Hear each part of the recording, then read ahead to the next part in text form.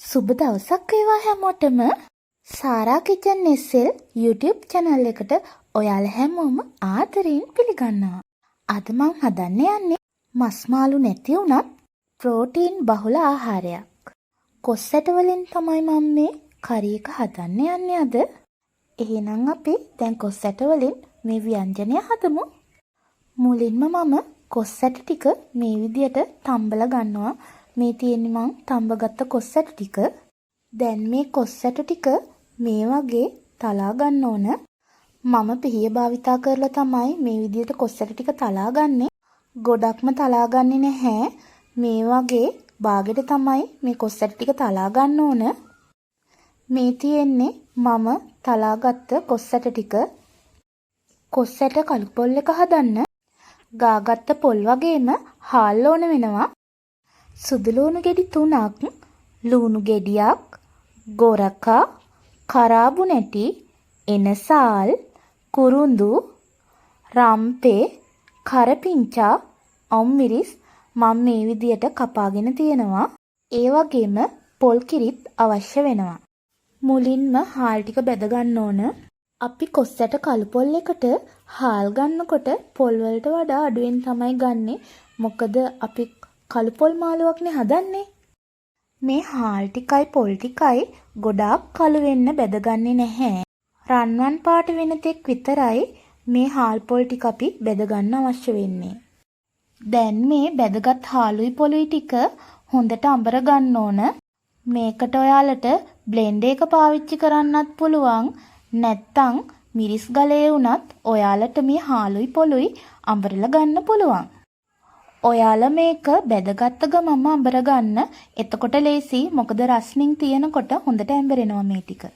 දැන් අඹරගත්ත හාල් පොල් මිශ්‍රණය කොස්සැට ටිකට එකතු කරන්න. දැන් මේකට ගම්මිරිස් සෙලි කාලක් එකතු කරන්න. ඒ වගේම කහ කුඩු සහ ලුණු කුඩුත් එකතු කරනවා. ඒ වගේම බෙදගත් මිරිස් කුඩුත් බෙදගත් 3-5 කුඩුත් මේකට මම එකතු කරනවා. දැන් මේ ඔක්කොම හොඳට කවලම් කරන්න. හට්ටියක් ලිපේ තියලා ඒකට පොල් තෙල් ටිකක් එකතු කරන්න.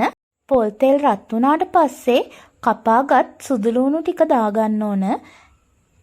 සුදු ලුණු බාගෙට බැදීගෙන එනකොට රම්ප සහ කරපිංච එකතු කරනවා.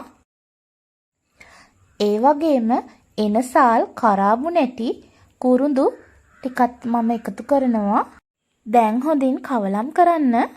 දැන් කපාගත් ලුණු එකතු කර හොඳින් කවලම් කරන්න. මේ ටික හොඳට තෙම්පරා දුනාට පස්සේ කොස්සැට ටික එකතු කරනවා.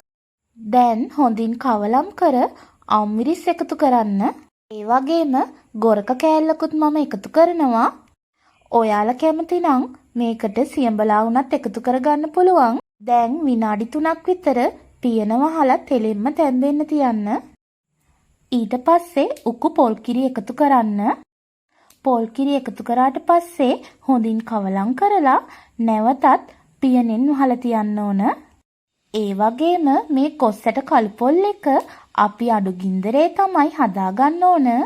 මේ කොස්සැට ආහාරයට ගැනීමෙන් ශරීරයේ විෂ ඉවත් කිරීම මෙන්ම පිළිකානාශක ගුණයක් පවතිනවා. තවද ඇස් පෙනීම වර්ධනය කරනවා වගේම කැඩුණු හිසකෙස් අලුත් වැඩියා කර හිසකෙස් ශක්තිමත් කරනවා. ඒ වගේම රක්තහීනතාවය වළක්වනවා වගේම ප්‍රතිශක්තිකරණ වර්ධනයටත් ගොඩක් උපකාරී වෙනවා මේ කොස්සැට. ඔයාලත් මේ වගේ වසවිස නැති ආහාර ඔයාලගේ ආහාර වේලට එකතු කරගන්න.